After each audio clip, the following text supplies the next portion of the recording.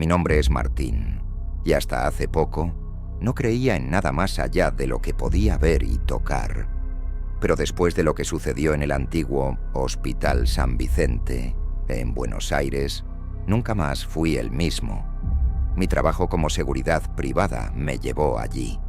El municipio contrató a nuestro equipo para vigilar el edificio, ya que los vándalos y los exploradores urbanos solían invadir las ruinas del hospital, que había sido desactivado hace más de 20 años. El lugar era enorme, con pasillos interminables y salas que aún guardaban camillas oxidadas y fichas médicas esparcidas por el suelo. Durante el día la luz entraba por las ventanas rotas, creando una atmósfera extraña, pero aún aceptable. Pero por la noche el hospital cobraba vida de una manera que nunca pude explicar. En mi primera semana realizaba mis rondas como de costumbre, siguiendo siempre el protocolo.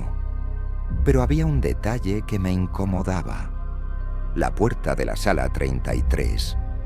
Todas las noches, al pasar por el tercer piso, encontraba la puerta entreabierta. El primer día pensé que era el viento. El segundo, pensé que algún intruso había pasado por allí. El tercer día trabé la puerta con un trozo de madera, y en la cuarta noche estaba abierta de nuevo. Eso empezó a perturbarme. Durante mis rondas pasaba por allí sin mirar hacia adentro, pero sentía algo extraño, como si hubiera una presencia esperando por mí. Hasta que, cierto día, mi curiosidad habló más fuerte. Decidí entrar. La linterna iluminó una habitación pequeña, con paredes descascaradas y un olor a moho impregnado en el aire. En el centro había una camilla oxidadas y, al lado, una silla de ruedas volteada.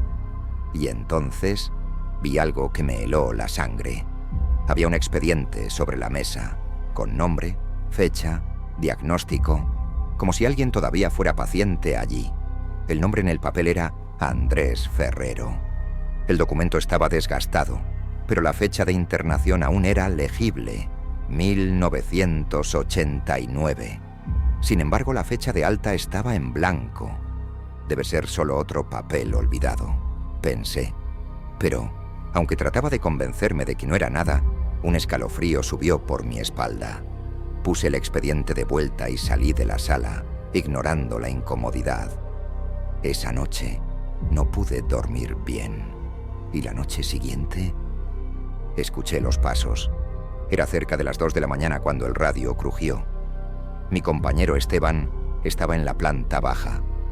«Martín, ¿estás en el tercer piso?» «No», respondí.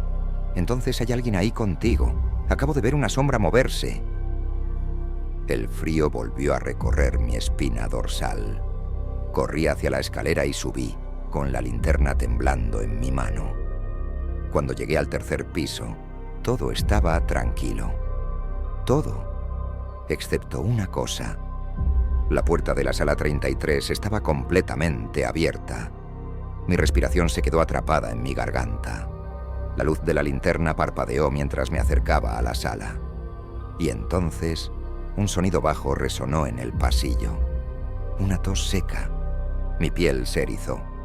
Piso a piso, caminé hasta la entrada e iluminé la habitación. La silla de ruedas que antes estaba volteada ahora estaba recta. Y en ella, sentado, había un hombre. Mi garganta se secó. Llevaba un pijama hospitalario, sucio y rasgado. Su rostro estaba pálido, los ojos hundidos, como si no hubiera dormido en décadas. Él me miraba directamente. Mi mente gritaba para correr, pero mis piernas no respondían. «Señor, ¿cómo entró aquí?», logré balbucear. Él no respondió. Solo inclinó levemente la cabeza. Fue entonces cuando noté sus muñecas. Tenían marcas profundas, como si lo hubieran atado durante años. Un escalofrío recorrió mi espalda. Mi linterna empezó a fallar y la luz parpadeaba, dejando la sala cada vez más oscura. «Necesita salir», murmuré, tratando de mantener la calma. Pero él seguía allí, inmóvil, respirando lentamente. Entonces, en un instante, sonrió, y la luz de la linterna se apagó. Mi instinto finalmente reaccionó. Salí corriendo por el pasillo, bajando las escaleras casi tropezando. Encontré a Esteban en la planta baja, jadeando. Él vio mi estado y me preguntó qué había pasado, pero no pude decir nada. Lo único que hice fue señalar hacia arriba. Él miró hacia el tercer piso, y entonces las luces de todo el hospital se apagaron. A la mañana siguiente decidí investigar. Volví a la sala 33, esta vez a la luz del día, pero no había nada dentro, ni cama, ni silla de ruedas, ni expediente. Era como si nada hubiera pasado, pero al mirar hacia la esquina de la sala, vi algo que me dejó sin aliento. Había huellas de barro, como si alguien hubiera estado allí, y al lado de ellas, la marca de las ruedas de una silla. Desde ese día, nunca más pisé el Hospital San Vicente. Pero, a veces, cuando paso cerca del edificio, veo la ventana del tercer piso, y estoy seguro de que alguien todavía está allí dentro, porque todas las noches la luz de la sala 33 parpadea sola. Debí haber dejado todo eso atrás. Debería haber seguido con mi vida, olvidar lo que vi y nunca más haber vuelto a ese hospital. Pero en el fondo, sabía que eso no había terminado. Desde la noche en que vi a ese hombre en la silla de ruedas, algo dentro de mí no me dejaba en paz. Soñaba con él. Me despertaba en medio de la noche con la sensación de que alguien estaba en mi cuarto. Y lo peor, comencé a notar cosas extrañas. A veces el espejo de mi baño se empañaba como si alguien hubiera respirado en él, aunque no me había duchado con agua caliente. Otras veces, mis llaves aparecían en lugares donde nunca las había dejado. Pero lo peor ocurrió una madrugada, cuando mi celular vibró. Era una notificación. Documento encontrado. Andrés Ferrero, sala 33. ¿El problema?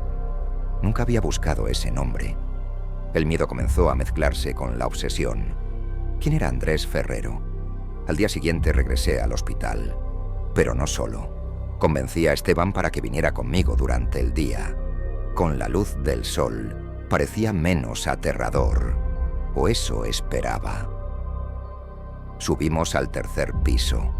El pasillo estaba iluminado, las ventanas rotas dejaban pasar el viento entre las habitaciones vacías. Pero al llegar a la sala 33, sentimos un frío intenso.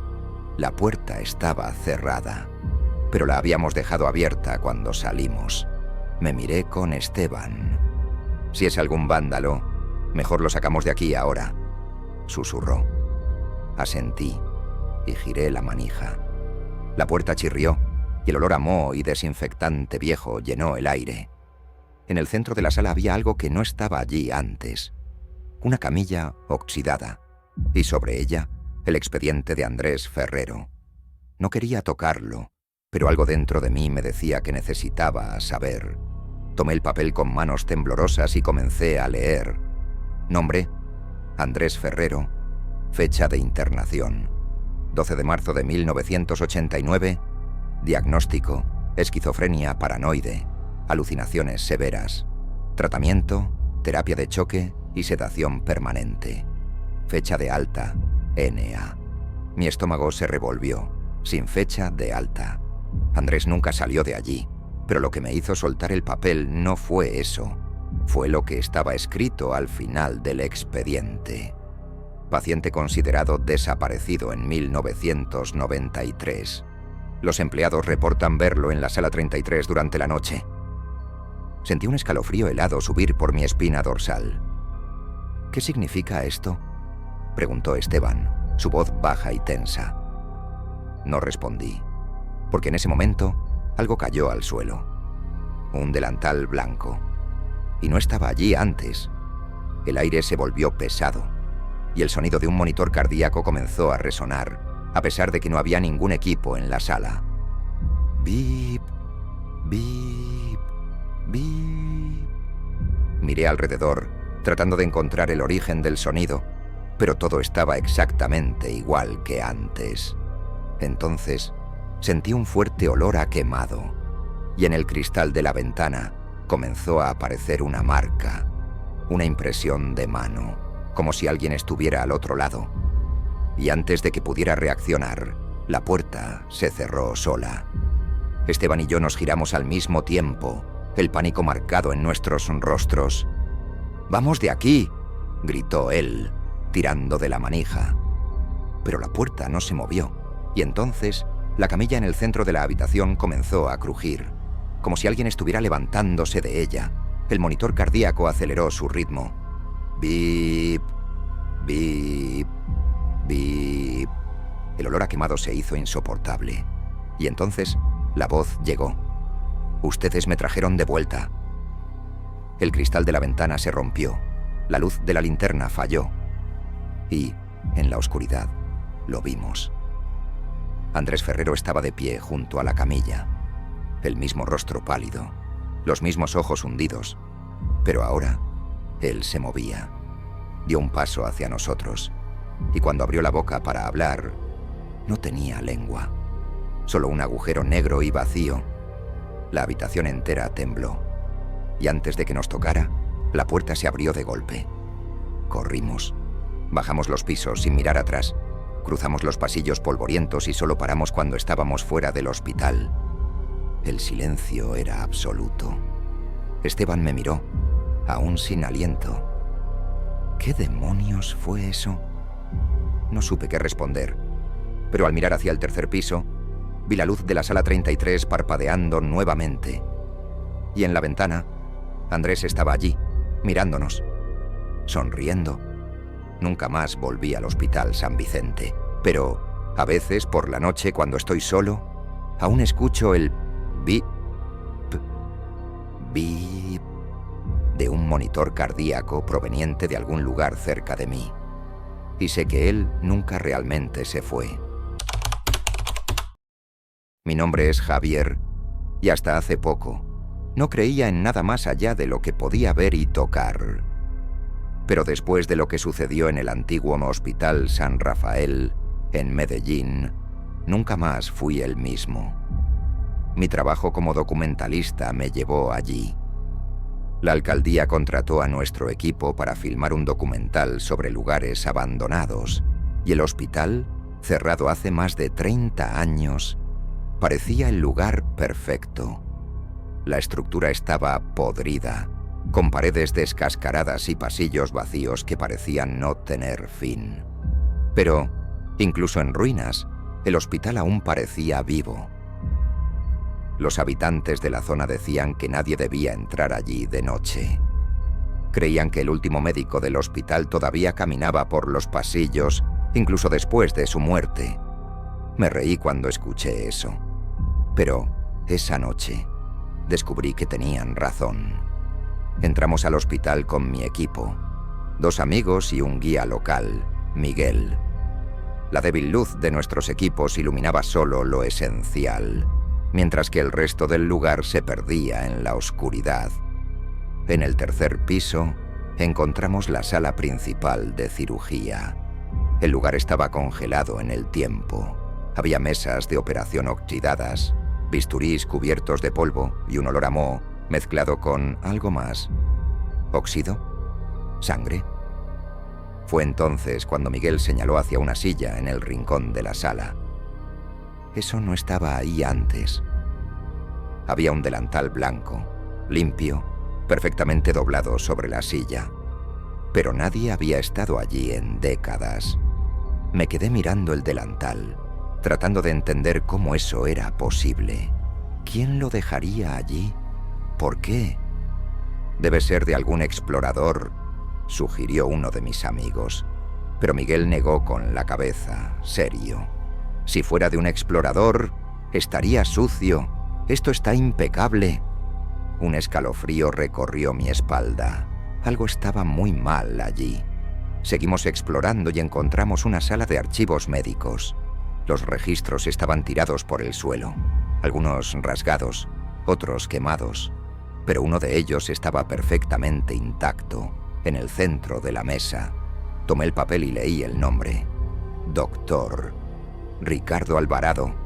director jefe de cirugía, fecha de admisión 1965, última actividad registrada 1991, estado desaparecido.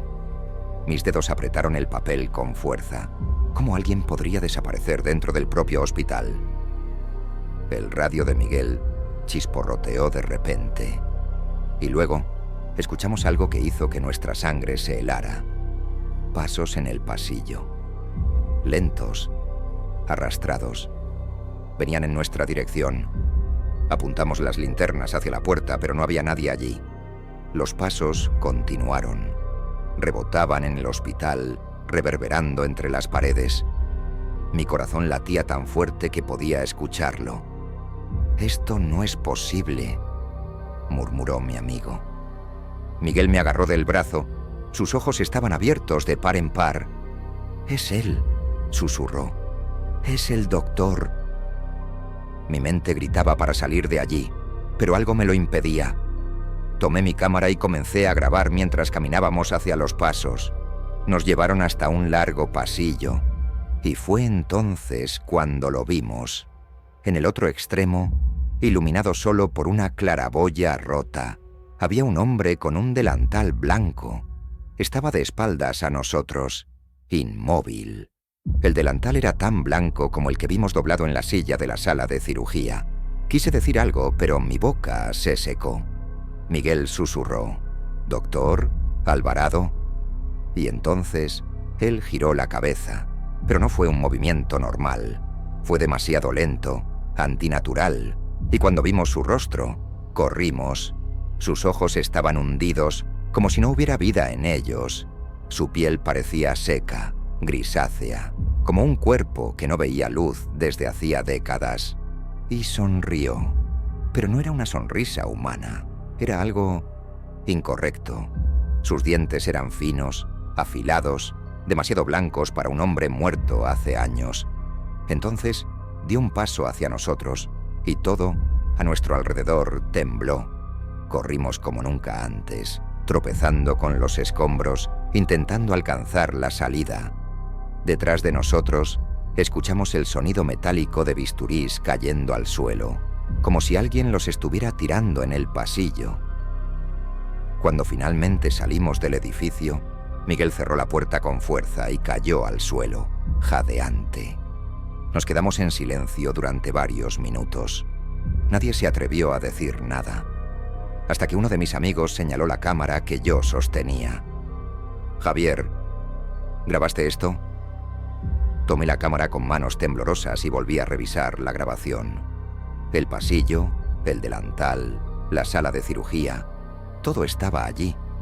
Pero cuando la cámara enfocó al hombre con el delantal blanco, algo sucedió. La imagen tembló, como si algo estuviera interfiriendo. Y entonces, un susurro resonó desde los altavoces de la cámara. Una voz baja, débil, pero lo suficientemente clara como para entenderse. «Aún no termino».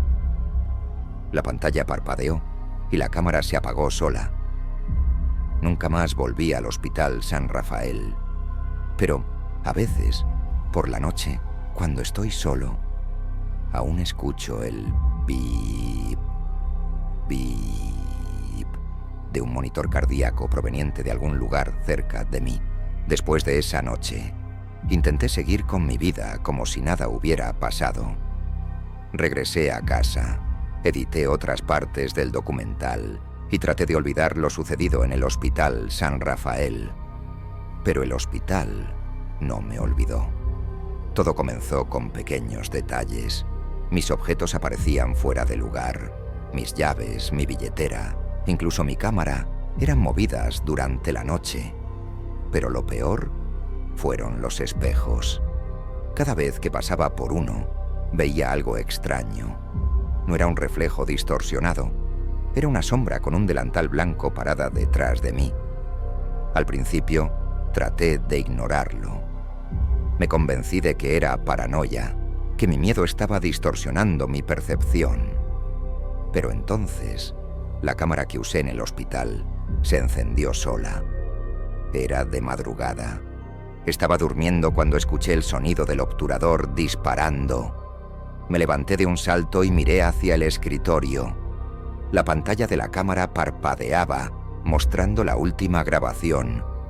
El pasillo del hospital. El hombre con el delantal blanco. Y luego, algo nuevo. La pantalla mostró un video que yo no había grabado. La cámara temblaba, como si alguien la estuviera sosteniendo y caminando por los pasillos oscuros. Las imágenes mostraban una sala de cirugía, pero esta vez había alguien acostado en la camilla. Mi corazón se detuvo cuando vi el rostro de la persona allí. Era yo. Arrojé la cámara lejos y corrí al baño. Abrí el grifo y me eché agua en la cara, tratando de convencerme de que era solo un truco, un fallo técnico. Pero, al levantar la cabeza, vi algo en el espejo. La sombra blanca estaba allí. Y se movió. Después de esa noche decidí acabar con todo, de una vez por todas. Tomé mi coche y conduje hasta el hospital, solo. Miguel y los demás se negaron a regresar, pero yo necesitaba respuestas. Llegué de madrugada. El hospital estaba aún más siniestro que antes. Y, cuando entré, vi algo que me dejó sin aliento. El delantal blanco todavía estaba doblado sobre la silla, pero ahora tenía mi nombre bordado en el bolsillo. Mi cuerpo se heló. Esto no tenía sentido. No podía ser parte de eso. No podía ser uno de los pacientes de ese hospital. Pero entonces escuché un sonido familiar, el beep de un monitor cardíaco. Lento, débil, y venía de la sala de cirugía. Mi instinto gritaba que corriera, pero mis pies se movieron solos. Cruzando el pasillo, llegué a la sala. La camilla seguía allí, y sobre ella, mi propio cuerpo. Mis ojos estaban cerrados, como si estuviera en un sueño profundo. La piel pálida, los labios azulados. Pero cuando me acerqué, mi propio reflejo abrió los ojos y susurró: «Ahora eres el último paciente». La puerta se cerró detrás de mí. El delantal blanco cayó sobre mis hombros como si alguien lo estuviera vistiéndome. Y entonces sentí manos frías sujetándome, agujas perforando mi piel y la voz del doctor susurrando en mi oído: «La cirugía comenzará». Desperté gritando en mi cama. El sol brillaba a través de la ventana. Mi cámara estaba sobre la mesa, apagada. Por un momento, pensé que todo había sido un sueño. Hasta que miré mi mesa de trabajo y vi el delantal blanco perfectamente doblado, con mi nombre bordado en él. Y, a lo lejos, en la pantalla de mi computadora, un documento se abrió solo. Era el expediente de un nuevo paciente del Hospital San Rafael. Nombre: Javier Morales. Estado: internado. Desde ese día, nunca más me sentí solo. Porque sé que, de alguna manera, todavía estoy atrapado en ese hospital y el doctor aún está esperando por mí. Mi nombre es Nicolás. Soy fotógrafo y documentalista. Desde joven, siempre me interesé por lugares abandonados, especialmente hospitales y edificios antiguos. Algo me atraía hacia esos lugares, como si cada pared desgastada guardara una historia esperando ser contada. Mi última expedición me llevó a Montevideo, en Uruguay, para explorar el viejo Hospital Central, un edificio de 7 pisos cerrado hace más de 30 años. La estructura aún estaba en pie, pero por dentro todo era polvo, óxido y el olor a moho impregnado en los pasillos. Decían que médicos y enfermeras huyeron cuando el hospital cerró de la noche a la mañana, pero nadie nunca explicó por qué. Los habitantes evitaban la zona, y algunos decían que el hospital nunca estuvo realmente vacío. Pero lo que más me intrigó fue una historia que escuché antes de entrar. El ascensor nunca baja. Entré al hospital por una puerta lateral rota. El lugar era enorme, un laberinto de pasillos derrumbados, camas abandonadas y documentos tirados por el suelo. La luz del atardecer pasaba por las ventanas rotas, proyectando sombras largas y distorsionadas. El silencio era total, pero de repente, ¡ding!, el sonido de un ascensor. Me congelé en medio del pasillo. Miré a los lados intentando convencerme de que era algún ruido proveniente de la calle. Pero luego escuché algo más. El sonido de las puertas metálicas abriéndose. Sujeté la cámara y seguí el sonido. Al final del pasillo, vi las puertas del ascensor entreabiertas. Pero eso no tenía sentido. El hospital estaba abandonado desde hacía 30 años. ¿Cómo podría un ascensor seguir funcionando? Me acerqué con cautela. El panel digital estaba encendido, parpadeando con un número extraño. 1. Ese piso no existía en el hospital. El último piso era el de planta baja. No había sótano. Mis manos sudaban. Sabía que debería irme, pero mi curiosidad me venció. Entré al ascensor, iluminando todo con la linterna. El olor a óxido era fuerte y los botones estaban todos gastados, como si se hubieran utilizado muchas veces. Presioné el botón para el piso de planta baja, solo para probar, pero el ascensor no se movió. El panel parpadeó. El -1 desapareció. Y un nuevo piso apareció. Piso 8. El hospital solo tenía 7 pisos. Un escalofrío recorrió mi espalda. Intenté abrir las puertas, pero se cerraron solas antes de que pudiera salir. La luz parpadeó y el ascensor comenzó a subir, rechinando en cada piso. Intenté presionar otros botones, pero no respondían. Ya no tenía control. Lo único que podía hacer era esperar. Cuando el ascensor finalmente se detuvo, un silencio absoluto llenó el espacio. Las puertas se abrieron lentamente, y frente a mí había un pasillo oscuro y estrecho. No parecía ningún otro piso del hospital. Las paredes eran de un blanco sucio, con marcas de arañazos y puertas selladas con madera podrida. Y entonces escuché pasos, lentos, arrastrados. Provenían del final del pasillo. Mi mente gritaba para que no saliera del ascensor, pero algo me empujaba. Levanté la cámara y tomé una foto del pasillo. El flash iluminó la oscuridad por un segundo y fue suficiente para ver. Al fondo del pasillo, alguien estaba allí parado.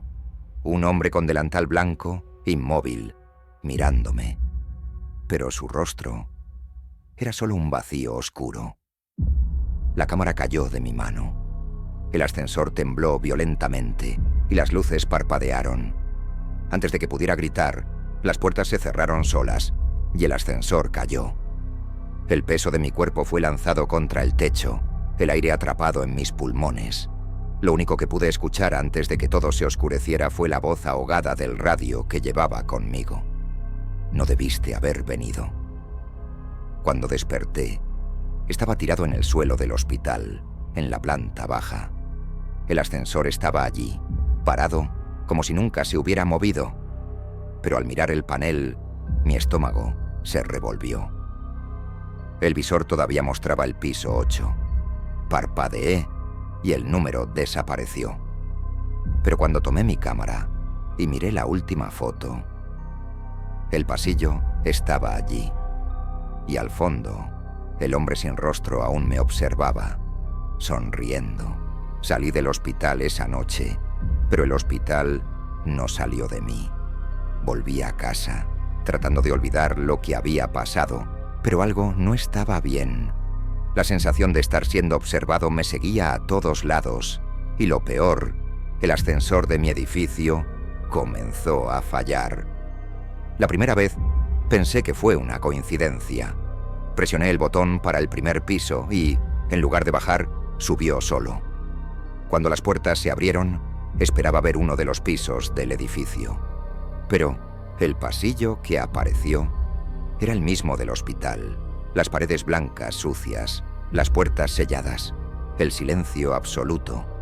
Presioné frenéticamente el botón para cerrar las puertas y, antes de que se cerraran, escuché pasos viniendo del pasillo, lentos, arrastrados, y luego esa voz.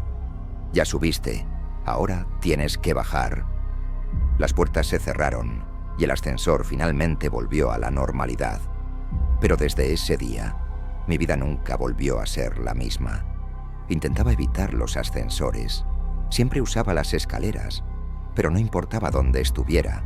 Edificios, hoteles, centros comerciales. Si entraba en un ascensor, siempre paraba en un piso que no existía. Y cada vez que las puertas se abrían, veía el mismo pasillo vacío. Pero cada vez que eso ocurría, el hombre de bata blanca estaba más cerca. Empecé a investigar sobre el hospital. Descubrí que, antes de ser desactivado, los médicos realizaban experimentos en pacientes psiquiátricos en el piso más alto. La ala fue cerrada por órdenes del gobierno. Pero antes de eso, algunos pacientes desaparecieron. Nunca fueron dados por muertos. Simplemente desaparecieron. Y entonces encontré un nombre. Dr. Emiliano Vázquez, el último médico registrado en el 8º piso. Me obsesioné. Necesitaba saber quién era. Y cuanto más investigaba, más claro se volvía. Él nunca salió del hospital. La ficha decía que trabajaba en la ala de internación confidencial. El hospital cerró el mismo día en que desapareció. Pero, de alguna manera, él seguía allí. Y ahora, él me había encontrado. Esa noche, ocurrió algo extraño. Mi celular vibró con una notificación. Era un correo electrónico, sin remitente, solo un título, 8º piso, y un único adjunto, una foto mía, tomada desde dentro del ascensor. El miedo me dominó. Nunca tomé esa foto, pero alguien la tomó, y alguien estaba en el ascensor conmigo.